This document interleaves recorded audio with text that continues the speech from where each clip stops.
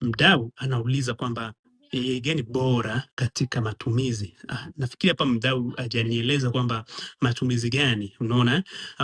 Ubaya na uzuri wa AI inategemea na matumizi yako. Kwa hiyo naweza nikasema hakuna AI nzuri, hakuna AI mbaya, ila ubaya wake unategemea na matumizi yako. So ingekuwa kwamba umeniambia kwenye matumizi gani, basi ningekuambia AI gani nzuri za katika kutumia. Mimi na career tofauti, na mfano tuchukulie career marketing. Mimi huwa nafanya marketing na AI ambazo nazitumia ni kama Claude, natumia ChatGPT, natumia Menace, natumia Hotfix. So ngoja nikwambie kwa nini hizi zote natumia. ChatGPT huwa natumia kwa dharura, nikiwa niko mbali nimeona kitu na nataka nikipate ufafanuzi kwa muda ule ule, basi huwa natumia ChatGPT. So Claude huwa naitumia kwa project nzito nzito. Kwa mfano, nataka mtu amenipa, nataka kutengeneza brand, right? Kwa hiyo naweza nikaanza kumuuliza Claude idea, yani mifumo yote ambayo ya kudesign brand na mpaka ikamilike na video na kila kitu. Claude huwa ni project kubwa, alafu huwa nilipia kama $20 tu kwa mwezi.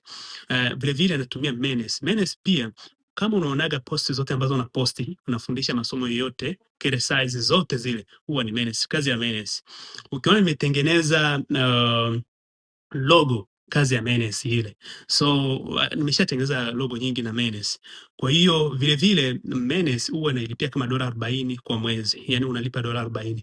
Lakini waga situmii sana kwa sababu hii ni ghali na ina gharama kubwa. Na vile vile una uwezo kutengeneza website au app kwenye Menace. Kwa hiyo Menace ni sehemu ya kujivunia na ni nzuri, lakini iko ghali. Hilo tatizo.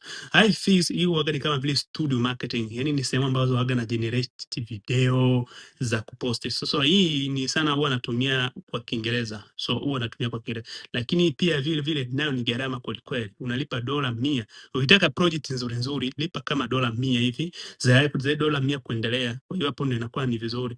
Kwa hiyo unaweza kutumia hata dola, yani kwenye project moja brand moja unaweza kutumia hata $200. So hizi ni gari. Ambazo ni gari hapo ni Menace na hiyo Hotfix. So ndo gari. Kwa hiyo mimi kama mtu wa marketing huwa natumia hizo. Sasa wewe uko kwenye upande gani ili nikwambie AI gani za kuitumia?